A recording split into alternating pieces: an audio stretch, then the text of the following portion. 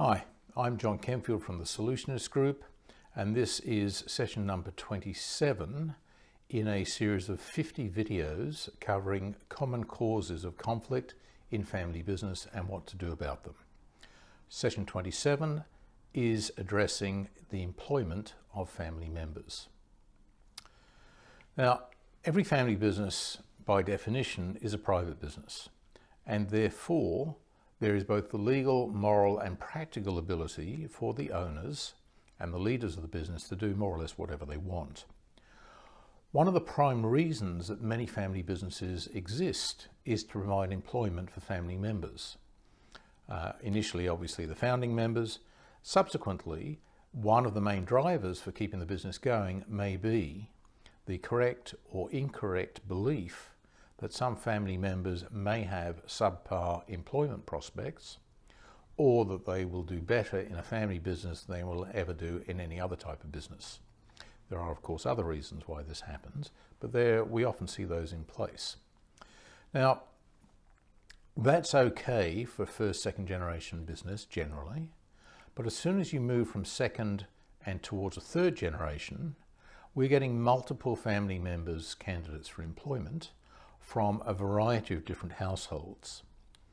There is obviously an exponential additional complexity in the family dynamics, which generates an exponential increase in the potential for conflict to arise as a result of the employment of members from different households.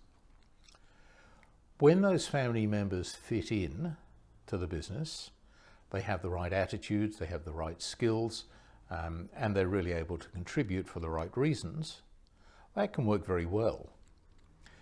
The one big thing that needs to be handled in that case, even for deserving individuals, is to ensure that staff who may have thought that they had serious prospects for advancement do not feel that a glass ceiling has been imposed purely for the sake of protecting and advancing the interests of the family over people who may have devoted their entire careers to the family business.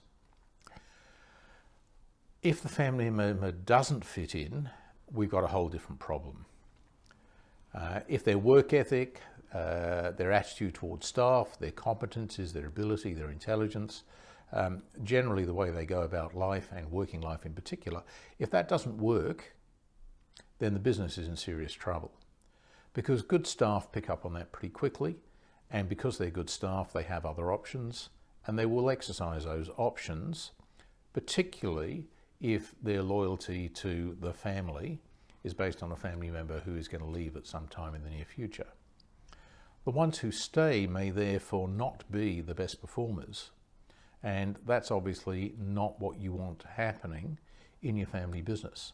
So you end up with a new generation of family leaders who aren't up to the job, and they are supported by staff who are not as good as they could be and not as good as the business needs them to be.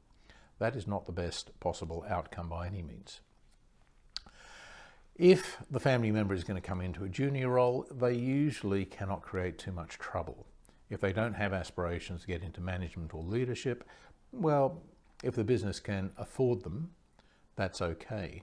If they have a more senior role, then decisions for employment have to be made on a business-like basis in terms of merit, availability of an appropriate role, and suitability for the job. If not, everybody's future is at risk, as is the future of the business, and those good staff will leave, and maybe all staff will leave. There's also an issue, of course, in that other external stakeholders are usually watching very carefully when a business is coming up to its succession threshold.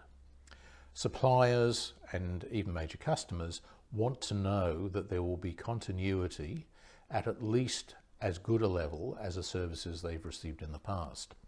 If they can't see what's going to happen, or they fear what's going to happen, then that can create external problems for the business as well as the internal problems created by poor employment choices. So what's the solution? What do we do here? To my mind, having dealt with hundreds of these situations over 20 or more years, the only sensible thing to do is, and preferably before the event becomes live, set up objective employment criteria in the business and in the family, and make sure they articulate with each other.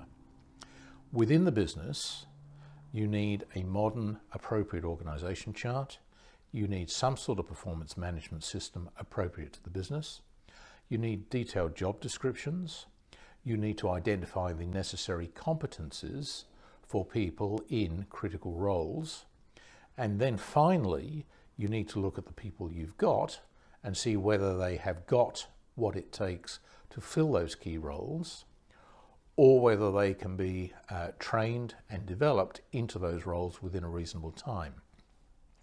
If not, you've got a gap in the organisation which you need to deal with. If you have a family member who you jet into a role that they're not capable of dealing with, you run the risk of all of the forms of conflict that I mentioned slightly earlier in this video. So, in addition to creating an objective modern HR system within the business, and it doesn't need to be complicated if the business is not enormous, you need to do something similar in the family. You need to create a family policy at the least, or you need to have an inclusion in the family constitution which deals with employment of family members and the critical criteria necessary for that employment, including rewards, benefits, and so forth.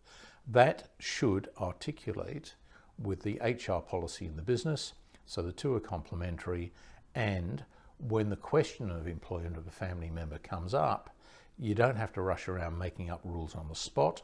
You have an agreed process in place ready for application.